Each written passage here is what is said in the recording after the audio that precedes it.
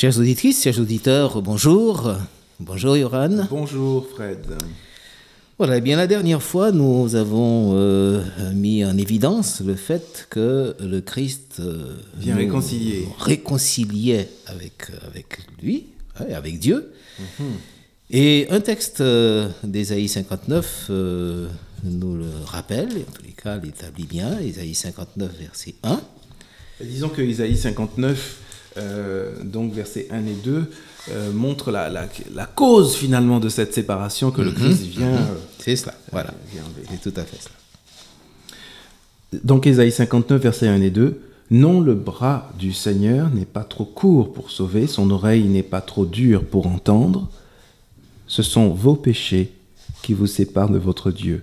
Ce sont vos péchés qui le détournent de vous et qui l'empêchent de vous entendre. » Voilà donc le problème. Le problème est clairement défini par le prophète Ésaïe, savoir que ce sont nos péchés qui mettent une séparation entre Dieu et nous. Et c'est ce péché que le Christ est venu justement enlever pour créer cette réconciliation. Pour que la réconciliation soit possible. Exactement. Alors donc, nous nous référons maintenant toujours dans ce prophète Ésaïe au chapitre 53. Que dit Ésaïe au chapitre 53 ?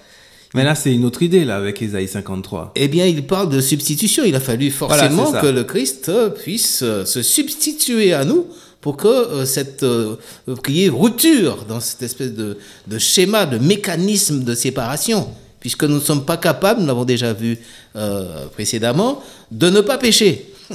Donc, pour que nous soyons capables de ne pas pécher, il faut que le Christ nous en donne les moyens.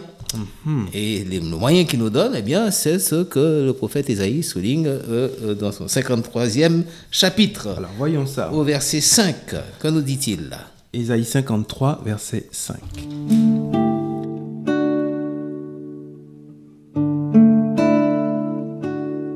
Or, il était transpercé à cause de nos transgressions, écrasé à cause de nos fautes. La correction qui nous vaut la paix est tombée sur lui. Et c'est par ses meurtrissures que nous avons été guéris. Donc, il y a bien là une substitution, hein. Qu'est-ce que tu en penses ? Oui, absolument, c'est très clair. En fait, il a pris un peu notre place, d'une certaine façon.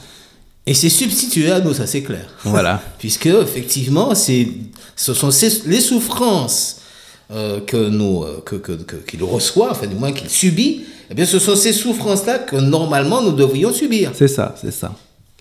Voilà, c'est ça, c'est exactement ça.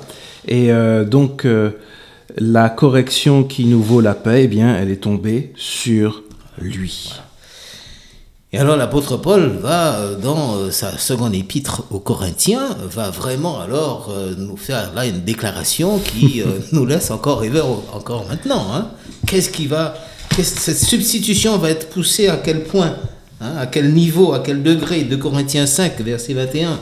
Celui qui n'a pas connu le péché, il l'a fait pour nous pécher, afin qu'en lui, nous devenions justice de Dieu. C'est incroyable. Mais qu'est-ce que ça veut dire ? Il l'a fait devenir péché. C'est ça qui est un petit peu... il faut essayer de comprendre. C'est un texte vraiment qui est d'une force incroyable. En fait, nous nous rendons compte qu'il y a une double substitution.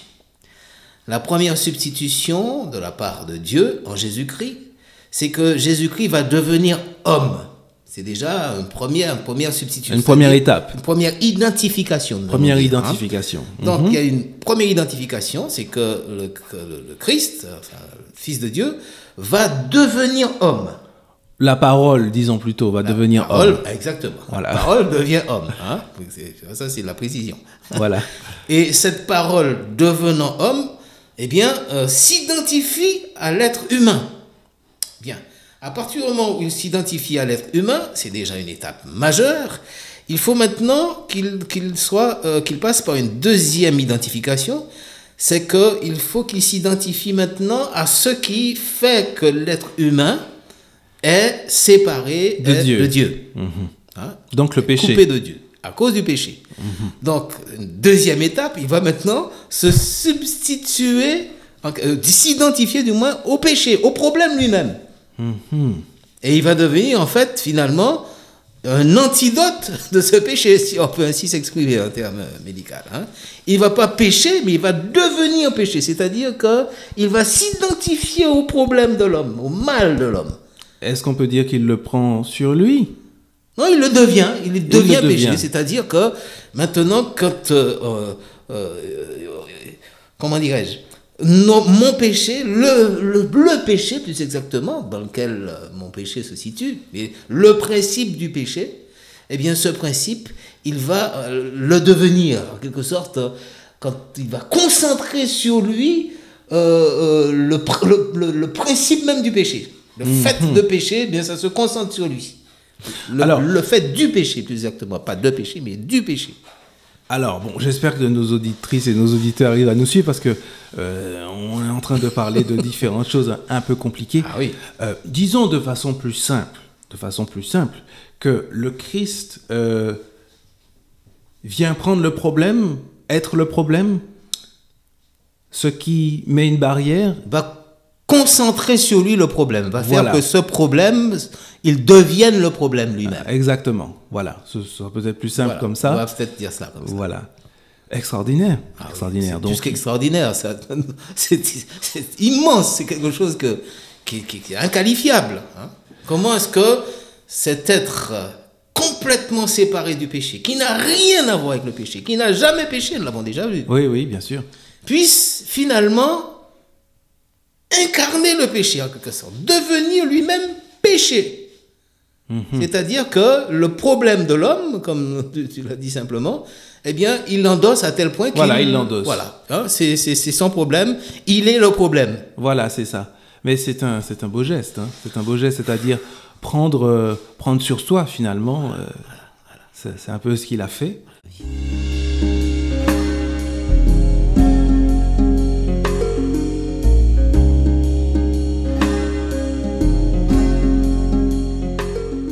Au fil de l'écriture, Fred et Yoran, sur Parole de vie, la radio chrétienne de la Côte d'Émeraude.